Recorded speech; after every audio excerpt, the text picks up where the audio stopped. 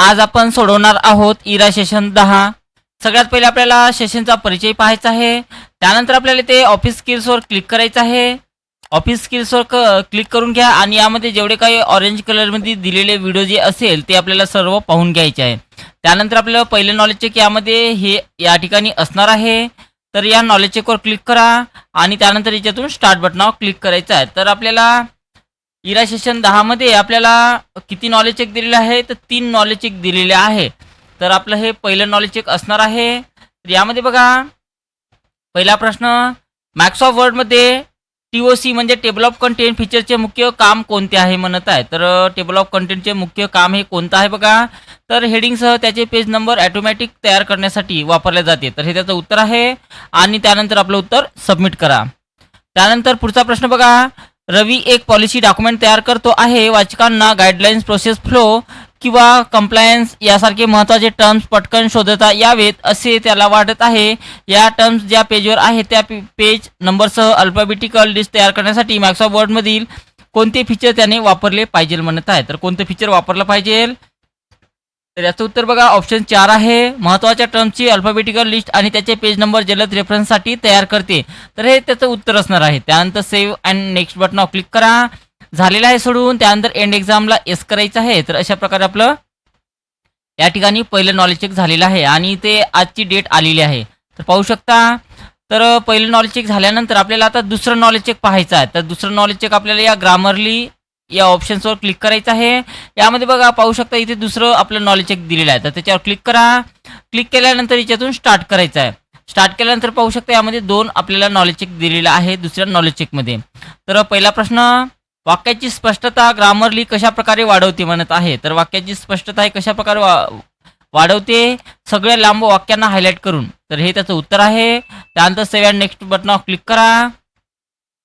इथे दाखवलेले ग्रामरलीचे फीचर ओळखा म्हणत आहे। तर इथे दाखवलेले ग्रामरलीचे कोणते प्रकार इथे दिलेले आहे पाहू शकता।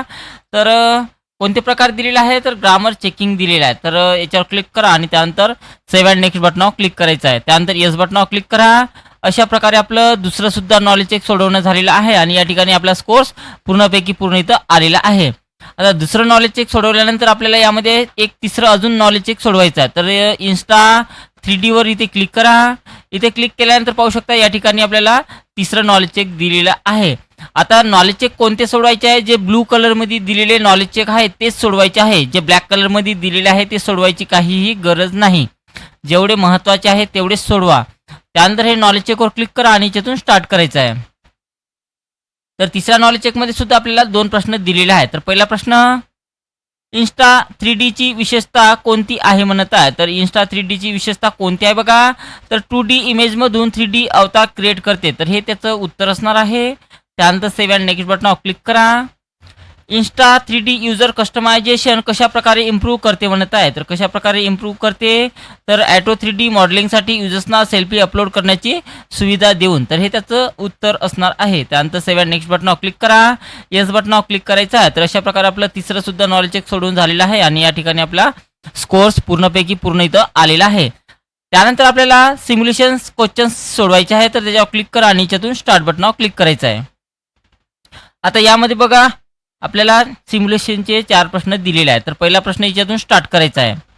आता पहिल्या प्रश्नामध्ये बघा काय म्हटलेलं आहे, टेबल ऑफ कंटेंट हे विशेष विषय, उपविषय आणि महत्त्वाचे मुद्दे कुठे शोधायचे याची अचूक आणि स्पष्ट यादी प्रदान करण्यासाठी असते। म्हणून दिलेल्या डॉक्युमेंटमध्ये ऑटोमॅटिक टेबल 2 हा पर्याय वापरून टेबल ऑफ कंटेंट इन्सर्ट करा म्हणत आहे। तर टेबल ऑफ कंटेंट इन्सर्ट करण्यासाठी आपल्याला काय करायचं आहे पाहू शकता।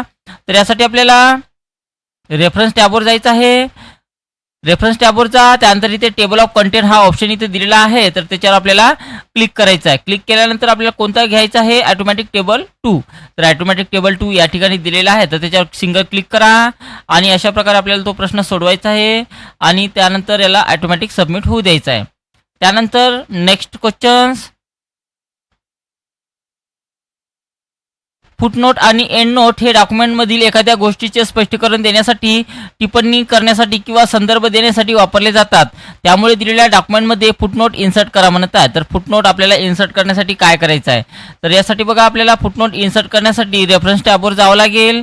तर रेफरन्स टॅबवर क्लिक करा. त्यानंतर आपल्याला इन्सर्ट फुटनोट या ऑप्शन्सवर आपल्याला क्लिक करायचं आहे. तर अशा प्रकारे फुटनोट इन्सर्ट करायचं आहे आणि त्यानंतर आपलं उत्तर ऑटोमॅटिक सबमिट होऊ द्यायचं आहे.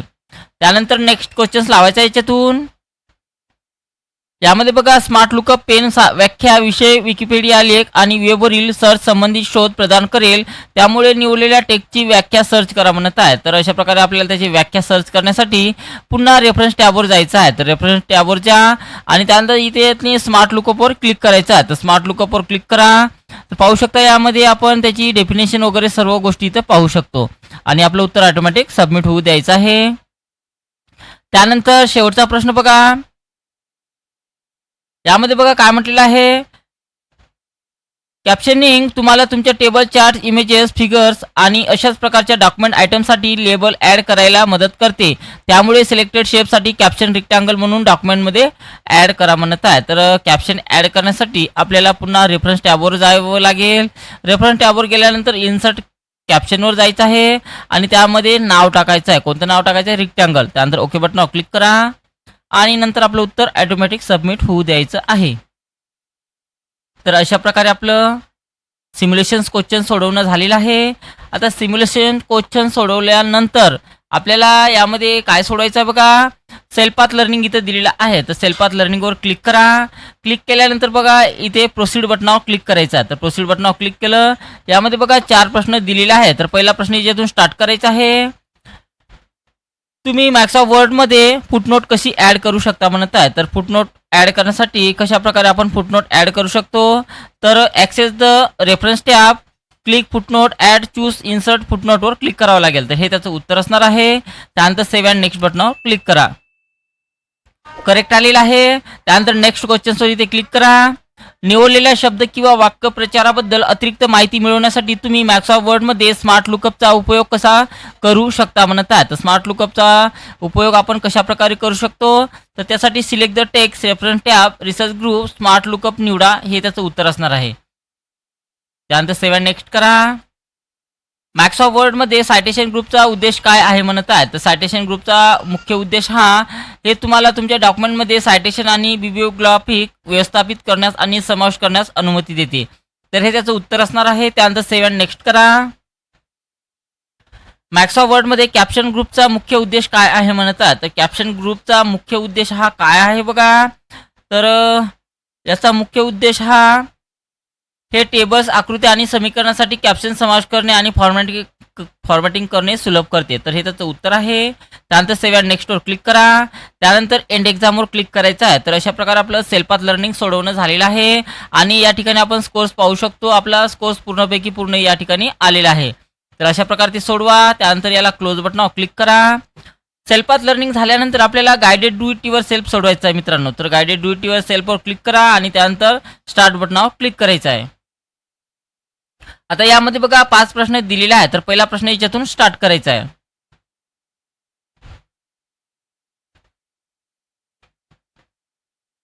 नवीन डॉक्युमेंट ओपन करा म्हणत आहे. टेबल ऑफ कंटेंट ऍड करण्यासाठी रेफरन्स टॅबवर जा, नंतर टेबल ऑफ कंटेंटवर क्लिक करा आणि मॅन्युअल टेबल सिलेक्ट करा म्हटलेलं आहे. तर स्टेप बाय स्टेप आपल्याला करायचं आहे. एक तर तुम्ही आपल्याला MS वर्ड कशा प्रकारे ओपन करायचं, स्टार्ट बटनावर जा. स्टार्ट बटनावर गेल्यानंतर सर्वात खाली आपल्याला इथे आपल्याला MS वर्ड इथं ॲप्लिकेशन आपली शो होणार आहे किंवा डायरेक्ट याच्यातनी सर्च केलं तरी चालेल. क्लिक करून ओपन करा. ओपन केल्यानंतर याच्यातून ब्लँक डॉक्युमेंट घ्यायचं आहे. ब्लँक डॉक्युमेंट घेतल्यानंतर बघा आपल्याला टेबल ऑफ कंटेंट घेण्यासाठी रेफरन्स टॅबवर जावं लागेल. त्यानंतर इथे टेबल ऑफ कंटेंटवर जा.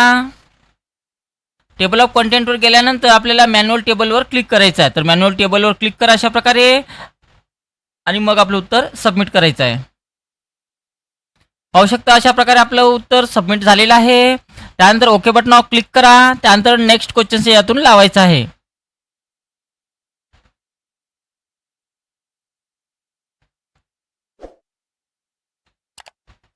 दिलेल्या डॉक्युमेंटमध्ये फुटनोट ॲड करण्यासाठी पहिली इमेज सिलेक्ट करा, पुढे रेफरन्स टॅब सिलेक्ट करा, इन्सर्ट फुटनोटवर क्लिक करा आणि फुटनोट म्हणून मार्केटिंग टाईप करा म्हटलेलं आहे. तर पहिली इमेजला इथे सिलेक्शन करा. या इमेजला सिलेक्शन केलं त्यानंतर रेफरन्स टॅबवर जा. रेफरन्स टॅबवर गेल्यानंतर आपल्याला इन्सर्ट फुटनोटवर क्लिक करायचं आहे आणि या फुटनोटवर आपल्याला कोणतं नाव टाईप करायचं आहे, मार्केटिंग. तर याच्यामध्ये आपल्याला मार्केटिंग नाव टाईप करा अशा प्रकारे. त्यानंतर बाहेर क्लिक करा आणि नंतर आपलं उत्तर सबमिट करायचं आहे. त्यानंतर नेक्स्ट क्वेश्चन्स लावायचा आहे याच्यातून. यामध्ये बघा काय म्हटलेलं आहे, दिलेल्या डॉक्युमेंटमध्ये इनवॉइस टेक जेथे दिसेल तेथे मार्क करण्यासाठी इनवॉइस टेक सिलेक्ट करा, रेफरन्स टॅबवर जा आणि मार्क एंट्री सिलेक्ट करा आणि मार्कवर क्लिक करा म्हटलेलं आहे. तर त्यासाठी आपल्याला काय करायचं आहे बघा, रेफरन्स टॅबवर जायचं आहे. त्यानंतर आपल्याला इनवॉइस या शब्दाला सिलेक्शन करा. शब्दाला सिलेक्शन करून आपल्याला रेफरन्स टॅबवर जावं लागेल. त्यानंतर आपल्याला रेफरन्स टॅबवर गेल्यानंतर आपल्याला काय करा म्हणत आहे, इनवॉइस टेक जिथे सिलेक्ट करा, रेफरन्स टॅबवर जा आणि मार्क एंट्री करण्यासाठी बघा या ठिकाणी मार्क एंट्री दिलेली आहे. तर या ठिकाणी आपल्याला फक्त क्लिक करा आणि त्यानंतर मार्कवर क्लिक करायचं आहे. तर बस एवढंच करायचं आहे. त्यानंतर याला क्लोज करा इथून आणि मग आपलं उत्तर सबमिट करा. Next questions.